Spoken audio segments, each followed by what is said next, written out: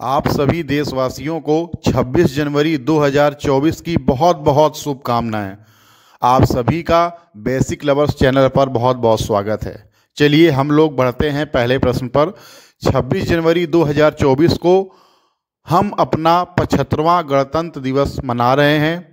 Simple भाषा में समझें तो इस दिन 26 जनवरी 1950 को भारत का संविधान अपनाया गया था और भारत गणतंत्र बना था।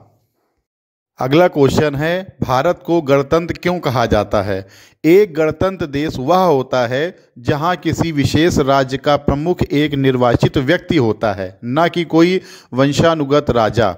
भारत को एक गणतंत्र देश के रूप में जाना जाता है क्योंकि भारत की जनता राज्य सरकार के प्रमुख का चुनाव करती है। इसे भारत के संविधान में भी शामिल किया गया है। अगला क्वेश्चन है, गणतंत्र दिवस का अर्थ क्या है? गणतंत्र दिवस वह दिन है जब भारत गणराज्य उस तारीख को चिन्हित करता है और जश्न मनाता है जिस दिन 26 जनवरी 1950 को भारत का संविधान लागू हुआ था। इसने भारत सरकार अधिनियम 1935 को भारत के शासी दस्तावेज के रूप में प्रतिस्थापित कर दिया। इस प्रकार देश को एक प्रभुत्व से ब्रिटिश राज से अलग एक गणतंत्र में बदल दिया गया।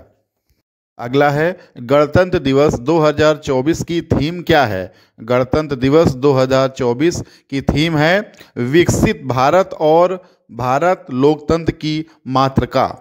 प्रधानमंत्री नरेंद्र मोदी द्वारा साझा किए गए विचारों को दर्शाते हैं जो कि विकास के प्रवर्तक और लोकतंत्र के प्रतीक के रूप में भारत के मूल गुणों पर जोर देते हैं। अगला क्वेश्चन है, 26 जनवरी 2024 को मुख्य अतिथि कौन है? तो गणतंत्र दिवस 2024 की तैयारियां चल रही हैं। परेड 26 जनवरी को सुबह 10:30 बजे शुरू होगी। फ्रांस के राष्ट्रपति इमैनुएल मैक्रॉन मुख्य अतिथि होंगे और भारत के प्रमुख स्थलों का दौरा भी करेंगे। गणतंत्र दिवस 2024 पर झंडा कौन फहराएगा? इसे स्पष्ट करने के लिए प्रधानमंत्री नरेंद्र मोदी जी गणतंत्र दिवस 2024 पर राष्ट्रीय ध्वज नहीं फहराएंगे। यह राष्ट्रपति द्रौपदी मुर्मू होंगी। अगला है, गणतंत्र दिवस की बधाई कैसे देते हैं? तो जैसे जैसे हम अपने देश को मजबूत करते हैं, आइए उन नायकों को याद करें जिन्होंने इसके लिए अपनी जान दे दी। मैं अपने सभी साथी नागरिकों को गणतंत्र दिवस की शुभकामनाएं देता हूं। आइए अपने संविधान के सिद्धांतों को कायम रखते हुए बेहतर भविष्य के लिए प्रयास करें। अगला है, विश्व का पहला गणतंत्र देश कौन था? ऐतिहासिक प्रमाणों के अनुसार वैशाली में ही विश्व का सबसे पहला गणतंत्र यानी रिपब्लिक कायम किया गया था। भगवान महावीर की जन्मस्थली होने के कारण जैन धर्म के मतावलंबियों के लिए वैशाली एक पवित्र स्थल है। अगला है, कौन से देश गणतंत्र नहीं है? तो ऐसे देश जो गणतंत्र नहीं हैं वो निम्न प्रकार हैं, जैसे Norway, Sweden, Denmark, Netherland, Belgium, Luxembourg, Spain, Canada, Australia, New Zealand और जापान। अगला है, 26 जनवरी 1950 को भारतीय संविधान में कुल कितने मौलिक अधिकार थे? तो शुरुआत में मूल संविधान में 7 मौलिक अधिकार थे, लेकिन 44वें संविधान संशोधन 1979 के बाद संपत्ति का अधिकार अनुच्छेद 31 से अनुच्छेद 19F को मौलिक अधिकार की सूची से हटाकर संविधान के अनुच्छेद 301 के तहत कानूनी अधिकार में जोड़ दिया गया। इस प्रकार मौलिक अधिकारों की संख्या 7 से 6 हो गई। अगला है, संविधान का जनक कौन है? डॉक्टर भीमराव अंबेडकर को भारतीय संविधान के जनक के रूप में जाना जाता है। 29 अगस्त 1947 को संविधान सभा ने एक मसौदा समिति का गठन किया। इस प्रारूप समिति के अध्यक्ष अंबेडकर थे। अगला है, जो 6 मौलिक अधिकार बचे हुए हैं वो कौन कौन से हैं?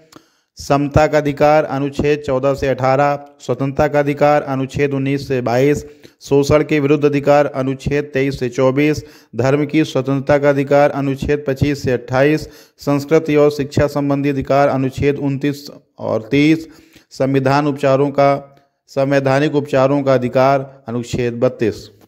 संविधान का पूरा अर्थ क्या है? किसी राष्ट्र, राज्य या सामाजिक समूह के मूल सिद्धांत और कानून जो सरकार की शक्तियों और कर्तव्यों को निर्धारित करते हैं और इसमें लोगों को कुछ अधिकारों की गारंटी देते हैं। अगला है, भारत में पहला गणतंत्र दिवस कहाँ मनाया गया था?